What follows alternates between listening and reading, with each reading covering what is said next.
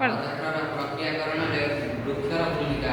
ସମସ୍ତ ପ୍ରାକୃତିକ ସମ୍ବଳମାନଙ୍କ ମଧ୍ୟରେ ଜଳ ଏକ ଅମୂଲ୍ୟ ବରଦାନ। ଏହାର ପ୍ରକ୍ରିୟାକରଣ ମଧ୍ୟ ବିଚିତ୍ର। ଆଧୁନିକତାର ଶୀର୍ଷକ ପହଞ୍ଚିଥିବା ମାନବ ସମାଜ ଏହାର ପ୍ରକ୍ରିୟାକରଣ ବିଷୟରେ ଜାଣିବା ନିହାତି ଆବଶ୍ୟକ।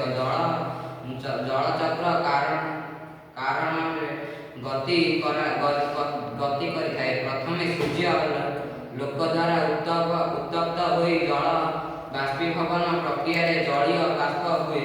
ଉକ୍ତ ଜଳୀୟ ବାଷ୍ପ ଊର୍ଦ୍ଧ୍ୱକୁ ଯାଇ ମେଘରେ ପରିଣତ ହୁଏ। ଥଣ୍ଡା ହୋଇଥିବା ଜଳୀୟ ବାଷ୍ପ ଜନ୍ୟା ହୋଇ ପୁନଶ୍ଚ ଘନୀକରଣ ପ୍ରକ୍ରିୟାରେ ଜଳ ବିନ୍ଦୁରେ ପରିଣତ ହୁଏ ଏବଂ ପୁନଶ୍ଚ ପୃଥିବୀ ପୃଷ୍ଠକୁ ଫେରିଆସେ। ଏଠାରେ ମୁଖ୍ୟ ବିଷୟ ଏହିକି ଯେ ଯେତିକି ପରିମାଣର ଜଳୀୟ ବାଷ୍ପ ଆକାଶକୁ ଯାଏ ସେତିକି ପରିମାଣର ଜଳୀୟ ବାଷ୍ପ ବର୍ଷା ହୋଇ ଭୂପୃଷ୍ଠକୁ ଫେରି ଆସିବ।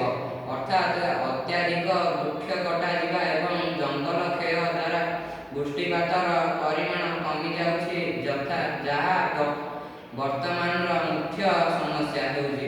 ଏଣୁ ବିଜ୍ଞାନର ସଦୁପଯୋଗ କରି କିପରି ଉକ୍ତ ପରିବେଶର ପୁନର୍ନବୀକରଣ କମିଯିବ ସେହି ସମ୍ପର୍କରେ ଧ୍ୟାନ ଦେବା ଉଚିତ।